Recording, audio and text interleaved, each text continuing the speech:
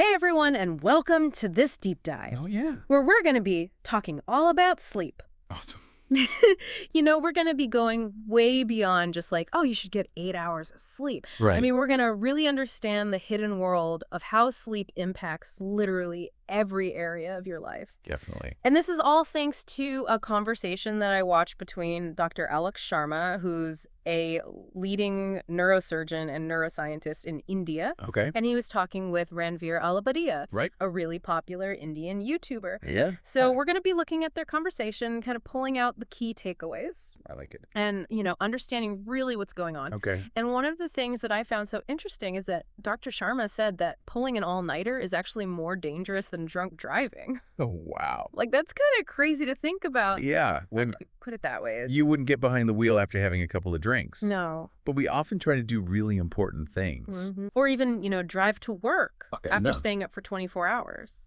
It's true. It's just crazy to think about. Yeah. And we think we can power through it, but the reality is that sleep deprivation, it really impairs our judgment, Yeah. our thinking, Yeah.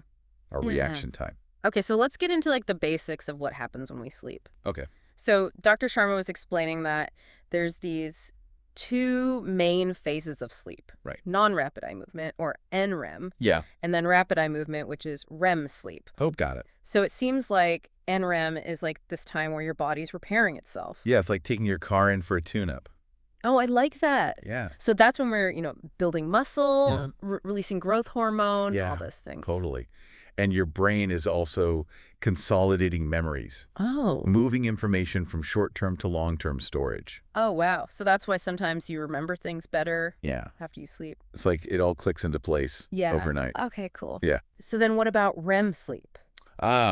So REM sleep, this is where things get really interesting. Okay. This is where our brain activity actually surges, Wow. more so than when we're awake. Really? Yeah, and this is when we have those crazy dreams. Oh, yeah, the dreams. Right. Okay, but why is it that our dreams don't make any sense? Well, it's because during REM sleep, our frontal lobe, Okay. the part of our brain responsible for logic and decision-making, Right. that pretty much takes a back seat. Okay. Meanwhile, the amygdala, which is the emotional center of our brain, Okay. is firing on all cylinders. Got it. Yeah. So it's just like a surge of emotions Right. without the logic. Exactly. Interesting. Yeah. And what about that thing where your body gets paralyzed during REM sleep? It's like a safety mechanism Right. to protect us from acting out our dreams. Okay, so it's kind of like your brain's like, all right, we're going to take you on a wild ride, Yes, but your body's got to stay put. exactly. Interesting. I've heard that some famous musicians have said that they get their best melodies in their dreams. Oh, yeah. Is there a connection there That's between REM sleep and creativity? Absolutely. Wow. Yeah, Dr. Sharma, he mentioned how famous musicians like A.R. Rahman, Yeah. Amit Trivedi, Karan Aujla, Yeah. they've all talked about how their dreams have inspired their music. That's really interesting. And even Thomas Edison Oh, wow. used to wake himself up Yeah. at the peak of REM sleep to capture his innovative ideas. Oh, yeah. So it's not just about resting our bodies. It's also about tapping into this different level of thinking. It's about unlocking your full creative potential. Totally. Okay, so now this is where things get really interesting. Okay. We've got to forget about this whole, you need to get this set number of hours of sleep. What's more important is completing full sleep cycles. That's right. So each sleep cycle lasts about 90 minutes. Yeah. And we go through multiple cycles throughout the night. And the thing is that if you wake up in the middle of a cycle, Yeah. it doesn't matter if you slept for 8 hours. Right. You're going to feel groggy. Like, going to feel disoriented. Oh, Yeah. interesting. So it's not just about the number on the clock. It's about finishing those cycles properly. I see. It's like Dr. Sharma uses a really great analogy. He compares it to eating fully cooked rotis Okay. versus ones that are only half cooked. Yeah. A fully cooked roti gives you sustained energy, right? Mhm. You eat one that's undercooked, Yeah. you're going to feel unsatisfied and sluggish. Yeah. It's the same with sleep cycle. I see. If you wake up after completing a cycle, you're like that perfectly cooked roti, energized and ready to go. Yeah. But if you wake up mid-cycle, you're stuck with that half-cooked feeling. I like that analogy. Yeah. So, okay, so how do we make sure that we're getting full sleep cycles? Well, one of the things you can do is you can take a page from the playbook of elite athletes, Okay, you mean like Virat Kohli, LeBron Mm. James. Yeah, people who are at the top of their game. Yeah, they understand that sleep is their secret weapon. Got it. They prioritize going to bed early, Mhm. and they're super disciplined about avoiding screens before bed. Oh, yeah. They know that their performance depends on it. Okay. Yeah. Speaking of screens, Yeah. we always hear about blue light. Right. Can you explain a little bit more how blue light impacts our sleep?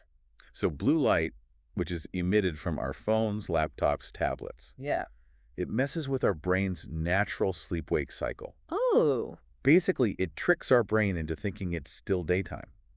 Oh, wow. Yeah, and that suppresses the production of melatonin. So melatonin is like the sleep hormone. Exactly. Okay. So when we're exposed to blue light at night, our brains are basically missing the memo Got it. that it's time to start preparing for sleep. So what do we do? Well, Dr. Sharma actually has a pretty counterintuitive suggestion. Okay. Set an alarm to remind yourself to go to bed. That is counterintuitive. So we start thinking of sleep as an essential part of our day, not just something we squeeze in if we have time. I love that. Yeah. Okay, so we've talked about sleep cycles, Right. the impact of blue light, prioritizing sleep like an athlete. Yeah. But what are the consequences if we don't get enough sleep? Well, remember that statistic we mentioned about driving while sleep deprived being just as dangerous as driving drunk? Oh, yeah, that one was scary. Well, studies have shown that being awake for 18 hours straight Yeah. has the same effect on your cognitive function as having a blood alcohol content of 0.05%. Wow. And if you're awake for 24 hours, it's like having a BAC of 0.1%, which is way above the legal limit in most countries. Oh my gosh. And I bet most people don't even realize how impaired they are. They think they can power through it. Yeah. But our reaction times, decision-making skills, Yeah, judgment, yeah. all compromised. Wow. Yeah. And you mentioned something earlier called microsleep. Oh, yeah. Can you explain a little bit more about what that is? So microsleep is basically when you fall asleep for a few seconds without even realizing it. Oh, wow. Yeah. And it can happen anywhere, anytime while you're working, reading, or even driving. That's scary. It's like your brain just shuts off for a moment. Oh my gosh. Yeah. That is really And scary. it's especially dangerous when you're driving. Right. Because you could have an accident. Oh, yeah. Especially like if you're on a long road trip. Yeah, Dr. Sharma pointed out that long drives on those straight, monotonous highways Right. can be particularly risky Yeah. because the lack of stimulation Yeah. can lull your brain into a sleep-like state. It's like your brain starts to disengage. Yeah. Okay. So it seems like, lack of sleep is more than just a safety hazard. Right. It can have like some pretty serious consequences Yeah. for our health. Absolutely. Like what kinds of things? Well, chronic sleep deprivation increases your risk of cancer, Wow. diabetes, Heart disease, Got it. weakened immunity, Okay. and even premature aging and dementia. Wow. That's a lot. It is. To think about. Yeah. So it's not just about feeling tired. It's about It's about your long-term health. giving your body the time it needs to heal. Exactly. Wow. Dr. Sharma actually mentioned a study where rats that were deprived of sleep experienced tumor growth Oh, wow. at a rate 200 times faster than Good. well-rested rats. That's crazy. Yeah, it's a stark reminder that sleep is not just about feeling good. Yeah. It's about giving our bodies the time they need to repair, regenerate, and fight off disease. Okay, so I'm starting to feel like this is all kind of dire. Yeah. Is there anything we can do Yes, to counteract the effects of, stress in modern life? there is. Okay. Our bodies have an incredible built-in healing system, Okay. the parasympathetic nervous system. Okay, can you remind me what that is again? So the parasympathetic nervous system is responsible for calming us down, Okay. lowering our heart rate and blood pressure, Got it. and promoting relaxation and repair. It's basically the opposite of the fight or flight response Right. that we experience when we're stressed. Which we're all stressed. Exactly. Okay, So the key is to find ways to activate our parasympathetic nervous system got it. and give our bodies a chance to rest and recover. So what are some of the things that we can do to activate that system? Well, ancient practices like yoga, stretching, pranayama, which are breathing exercises and meditation, Yeah. are all great. Okay. Yeah. So those are things that help you relax. They help to shift our nervous system Okay. from that stressed and wired state to a more relaxed and restorative one. Got it. Yeah, it's like hitting the reset button Cool. on our internal stress response. I like that. Yeah. And what about yoga nidra? Oh, yoga nidra is a fascinating technique Yeah. that combines deep breathing, visualization, and body awareness. Yeah. and is incredibly effective at inducing a state of deep relaxation. Right. I've heard it's like getting hours of sleep. Yeah, even a short session can feel as restorative as several hours of sleep. Wow, that's awesome. Yeah. Okay, so we've been talking about, sleep cycles and blue light and all these ancient practices. hmm But what about like tea and coffee? yeah. Like, are they good or bad for sleep? So that's a great question, and the answer is a bit nuanced. Okay. Caffeine, which is the active ingredient in tea and coffee, Yeah. Yeah. can definitely boost alertness and cognitive function, Right. which can be helpful in the morning or early afternoon. Yeah. But if you consume it too late in the day, Yeah. it can interfere with your sleep. So no evening chai for me. Well, it depends on your individual sensitivity to caffeine. Right. Some people can enjoy a cup of tea in the evening without any problems, Okay. while others find that even a small amount of caffeine disrupts their sleep. Got it. Yeah. Dr. Sharma suggested paying attention to how your body responds Yeah. and finding what works best for you. So it's about being mindful, not just like drinking it all day long. Be mindful of how much caffeine you're consuming and when you're consuming it. Okay. That way you can maximize its benefits without sacrificing your sleep. Okay, so we've covered so much already Yeah. about the science of sleep cycles, the impact of blue light, the power of these ancient practices, but we've only just scratched the surface. I've got a lot more to explore. We're going to be back in part 2 Yeah. to uncover even more secrets about sleep. I'm excited. But in the meantime, we want you to think about this. If you treated sleep as a non-negotiable part of your success strategy, how might that change your life? It's a good question to ponder. What goals could you achieve? What dreams could you make a reality if you really prioritized sleep? Think about it. All right, see you in part 2. Sounds good. Okay. Yeah. It really is fascinating to consider, how much our lives could change if we truly prioritize sleep. I know. Before, I would think of sleep as just something that I did when I was tired or, Yeah. when I didn't have anything else going on. But what I'm realizing is that sleep is anything but passive. Yeah. It's like this incredible process of restoration It is. that's happening like beneath the surface. That's a great way to put it. While we sleep, our brains are busy consolidating memories, right. flushing out toxins, repairing those little tears in our muscles. Yeah. It's like our body's own personal mechanics, I like that. working overnight to get everything back in tip-top shape. And, it's not just our physical health. No. I've definitely noticed that when I don't sleep enough, I'm more irritable. Oh, for sure. I'm like on an emotional roller coaster. You're spot on. Our mental and emotional well-being Yeah. are directly linked to how well we sleep. Okay. When we're consistently sleep deprived, we're more susceptible to mood swings. Okay. We get frustrated more easily. Yeah. Our anxiety levels tend to spike. Okay. It's like our ability to handle stress just goes out the window. So it's like sleep deprivation is chipping away at our emotional resilience. Exactly. And if we let it go on for too long, chronic sleep deprivation can actually increase our risk of developing more serious mental health challenges, Oh, wow. like depression and anxiety disorders. Okay. Yeah, it's a slippery slope. So getting enough sleep is not just about, feeling good and having enough energy. Right. It's also about protecting our mental health. It absolutely is. And I think it's about time we recognize Yeah. that sleep is just as fundamental a human need as food, water, and shelter. Totally. So it's not a luxury. It's not a luxury. It's essential. It's essential. Yeah, it's not something we should just squeeze in when we have a spare moment. Yeah. It's something we need to make time for and prioritize. Okay. So I've heard people say, oh, I only need like 5 or 6 hours of sleep. Yeah. And they feel fine. Right. Are those people superhuman or is there something else going on? That's a question that has intrigued scientists for a long time. And there is evidence to suggest that some individuals might be genetically predisposed Oh, to God. needing less sleep. Interesting. Dr. Sharma mentioned a specific gene, DEC2, that has been linked to shorter sleep durations. Oh, wow. So it's possible that some people are just wired differently when it comes to sleep, So they might actually be able to function on less sleep. potentially. Okay. Yeah, but even those people, Okay. they still need to make sure they're getting good quality sleep. Right. So even if you're one of those people who can get away with less sleep, Yeah, you still have to make sure you're completing those cycles. absolutely. Remember, it's not just about the number of hours. Yeah. It's about completing those cycles so your body and mind have time to go through all the essential phases. Okay. So it's like quality and quantity when Yeah. it comes to sleep. You got it. But I feel like with our busy lives, it's so hard to get enough sleep, let alone like I know it's tough. make sure we're completing all these cycles. It is tough. but even small changes can make a big difference. Okay. What's like one thing that we could all do? One simple thing is to establish a regular sleep schedule. Okay, so you mean like going to bed and waking up at the same time every day, Even on weekends.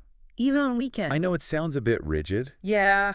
but it helps regulate your body's natural sleep-wake cycle, Okay. which can make a huge difference in how easily you fall asleep Yeah. and how rested you feel when you wake up. So, like setting your internal clock. Yeah, it's like setting your internal clock to the right time zone. I feel like that's something I've always struggled with. I get it. It's hard. Like, especially on the weekends. Yeah. I like to sleep in. So, I hear you. what are some other things that we could do? Well, think about what you typically do Yeah. in the hour or two before bed. Okay. Are you scrolling through social media, catching up on emails, or watching TV? Totally. All of those things. So those activities are actually stimulating your brain Right. when you should be winding down Yeah. instead of screens. Okay. Try incorporating some calming activities Yeah. into your evening, Okay. like reading a book, taking a warm bath, Yeah. listening to relaxing music, Yeah. Got it. or even just spending some quiet time with your loved ones. Okay. So it's like we have to relearn how to relax. I think that's a great way to put it. Yeah. We have to relearn how to relax and prepare for sleep. And I imagine like our environment also matters. Oh, absolutely. Like where we sleep. Yeah. Is your bedroom cool, dark, and quiet? My bedroom is quiet, but it's definitely not cool and dark. Gotcha. I have a really bad habit of falling asleep with the TV on. I hear you, but that can really make a big difference. Okay. Our brains are incredibly sensitive to light. Yeah. So even a small amount of light from a TV or a phone Right. can disrupt our sleep. Okay. So think of your bedroom as your sleep sanctuary. Okay. Make it a place where your body and mind can truly rest and recharge. What about food and drinks? Oh, that's a good one. Like, is there anything that we should be avoiding? Yeah, it's generally best to avoid heavy meals, caffeine, and alcohol Right. for at least a few hours before bed. Okay, so no late night pizza. Probably not a good idea. Yeah, those things can interfere with our sleep quality and make it harder to fall asleep and stay asleep. Okay, good to know. And if you do find yourself struggling to fall asleep, Yeah. don't just lie in bed tossing and turning. Right. Get out of bed. Do something relaxing until you feel sleepy, and then try again. That makes sense. Yeah. Okay, so, we've talked a lot about the science of sleep, Right. but what about dreams? Oh, dreams. Yeah. Like, what can our dreams tell us? Dreams have fascinated philosophers and psychologists for centuries, Yeah. and we still don't fully understand them, Right. but they can be incredibly rich and symbolic, Okay. offering glimpses into our subconscious thoughts and feelings. So it's like your brain's processing information. Yeah, it's like our brains are processing the day's events, Yeah. working through emotions, and even trying to solve problems while we sleep. And do you think that dreams can be prophetic? I think it's certainly possible that our dreams can tap into our intuition and our creativity. Yeah. Maybe they're not literally telling us the future, Right. but they might be helping us to connect with parts of ourselves Yeah, that we don't always have access to when we're awake. I like that. Yeah. So what about nightmares? So nightmares can be triggered by a whole range of things. Okay. Stress, anxiety, Yeah. certain medications, or Yeah. even just something we ate before bed. Okay. They're not always a sign of a deeper issue. Okay. But if you're having frequent or really disturbing nightmares, Yeah, it's definitely worth talking to a doctor or therapist just to rule out anything more serious. that makes sense. Yeah. We haven't really talked that much about the impact of technology on our sleep. Oh, yeah, that's a big one.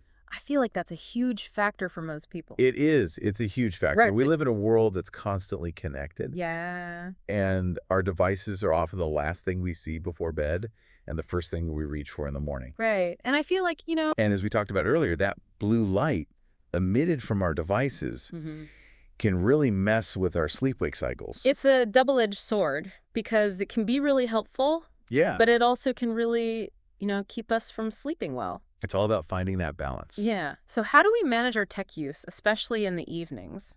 Well, one of the best things you can do is establish some tech-free zones in your home Okay. and in your life. Got it. For example, make your bedroom a completely tech-free zone. Okay. No phones, no laptops, no TVs. Oh, wow. This helps create a clear separation between your sleep space and the digital world. It's like a digital detox zone Exactly. for your brain. Yeah, and if you have to use your devices in the evening for work or other reasons, Yeah. try to minimize the impact. Okay, how do we do that? Make sure you're using your devices in a well-lit room to reduce the contrast between the screen and your surroundings. Okay. You can also try using blue light filters or night mode, on your devices, Right. which can help reduce the amount of blue light emitted. Okay. Yeah.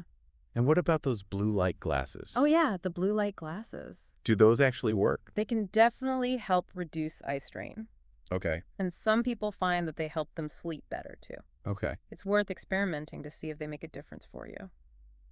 Cool. So it seems like there are a lot of different things that we can do There are. to kind of mitigate the effects of technology Absolutely. on our sleep. It's about being aware of the potential risks Yeah. and taking proactive steps to protect ourselves. Okay. It's about creating healthy habits and boundaries around our technology use Got it. so that it doesn't interfere with our ability to get a good night's sleep. You know, it's interesting because I think we often think about sleep as like a purely personal thing, Right? but it's actually much bigger than that. It is. Because when we're sleep deprived, it affects everything. It does. It affects our relationships, Right. our work. Absolutely. It affects the people around us. Yeah. When we're sleep deprived, we're not just less productive and more irritable. Yeah. We're also more likely to make mistakes, have accidents, Right. and even experience conflict with others. So it's like this ripple effect that extends far beyond ourselves. It really is. It's not just me who's suffering. Right? It impacts our relationships, our communities, and even our society as a whole. So maybe it's like a public health issue? I think it's time we start talking about sleep as a public health issue. It's something that we need to address Absolutely. as a society. We need to challenge those societal norms Yeah. that glorify busyness and sleep deprivation. Like the hustle culture. Exactly. Okay. We need to create a culture that values and prioritizes sleep. Yeah. And we need to support policies that make it easier for people to get the sleep they need. This has been such an eye-opening conversation. I know, it's been great. We've talked about everything from sleep cycles to technology to, creating a better world where people are sleeping more. Yeah, a more sleep positive world. But hold on to your hats. Get ready. Because we're going to dive even deeper in part 3. I can't wait. We're going to explore even more strategies for optimizing our sleep Awesome. and unlocking its full potential. Stay tuned. It's amazing how much we've learned about sleep already. It really is fascinating. Yeah. And a lot of people just don't talk about it. Yeah, and I think one of the things that's really hit home for me is that Yeah. sleep is not just about sleep. No. Like, it affects everything else in our lives. It does. It affects our physical health, Yeah. mental and emotional well-being, our relationships, Yikes. even our careers. It's like this foundation for everything. You're exactly right. Right. Sleep is like the foundation upon which everything else in our lives is built. Yeah. And when we're sleeping well, we're just more resilient, more Mm. creative, more focused, Yeah. more able to handle all the challenges that life throws at us. It's like the secret ingredient to like a happy and successful life. I think that's a great way to put it. But it's ironic that we often sacrifice sleep Right. in the pursuit of those very things. Yeah. So what else can we do to prioritize sleep? Well, one thing that often gets overlooked is the power of napping. Okay. Now, I'm not talking about, 3-hour slogs that leave you feeling worse than before you napped, Right. but like a strategic, short, 20, 30-minute power nap Okay.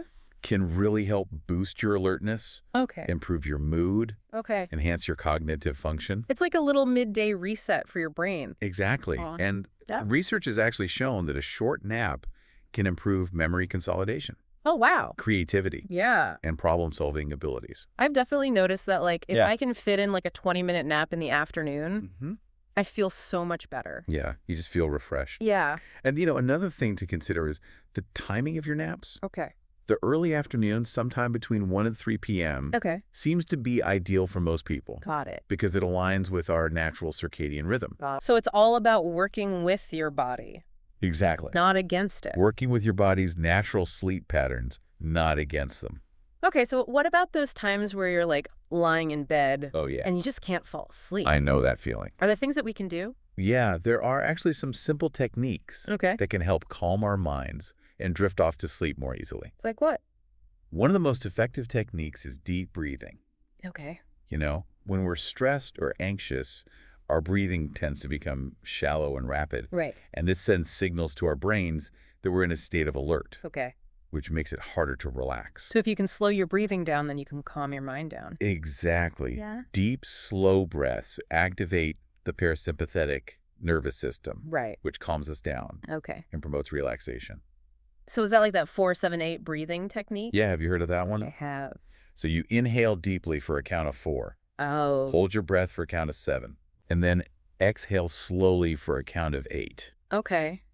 Repeat this a few times. Yeah, Can really help. I'm going to try that. It's a good one. What about sleep meditations? Oh, sleep medications can be so helpful. Okay.